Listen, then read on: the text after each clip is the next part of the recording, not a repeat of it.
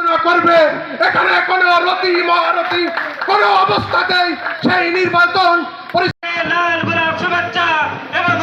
তরুণদের প্রথম ভোট ধানের শীষের পক্ষে হোক, এই স্লোগানে রাষ্ট্র সংস্কারে বিএনপির ভারপ্রাপ্ত চেয়ারম্যান তারেক রহমানের ৩১ দফা বাস্তবায়নের লক্ষ্যে যশোরে অভয়নগরে তরুণদের সমাবেশ অনুষ্ঠিত হয়েছে। শনিবার ৫ই জুলাই বিকালে উপজেলার ছিদ্দিপাশা ইউনিয়নের জেলতলা সরকারি প্রাথমিক বিদ্যালয় মাঠে এ সমাবেশ অনুষ্ঠিত হয়। তরুণদের সমাবেশ উপলক্ষে এদিন দুপুর থেকে বৃষ্টির মধ্যে ভিজে ব্যানার, ফেস্টুন মাথায় ফিতা বেঁধে ও দলীয় পতাকা হাতে খণ্ড খণ্ড মিছিল আসতে শুরু করে। বিকেল ৪টার মধ্যে দলীয় নেতাকর্মীর উপস্থিতিতে মাঠ কানায় কানায় পরিপূর্ণ হয়। খুলনা মহানগর ছাত্র দলের সাবেক সহসভাপতি এস.এম. মুন্না হোসেনের সভাপতিত্বে প্রধান অতিথির বক্তব্য রাখেন জাতীয় শ্রমিক দলের কেন্দ্রীয় কমিটির সিনিয়র সহসভাপতি ও অভয়নগর উপজেলা বিএনপির সভাপতি ফারাজি মতিয়ার রহমান।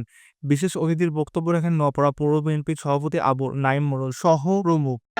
তারপরও আপনারা যারা দোকানে পাটে বসে আমাদের কথা শুনছেন এবং এখানে যারা বসে আছেন সেই সমস্ত ভাইদের আমি বলতে চাই যে অবশ্যই আল্লাহ জানে, মানুষটা জানে না। আমি গতকালকেও স্বল্প সময়ের নোটিশে ভোর 6টার পরে ঢাকায় গিয়েছি। আবার আমাদের চলছে ইউনিয়নের একটা সভা আহ্বান করা ছিল, সেই সভায় অংশগ্রহণ করার জন্য ঢাকা থেকে ছুটে এসেছি।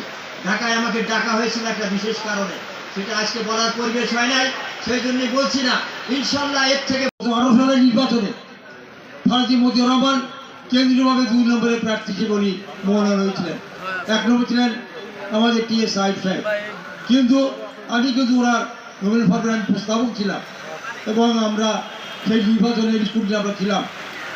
আমরা দেখলাম ব্যাংক দুর্নীতি, ব্যাংক বিভাজন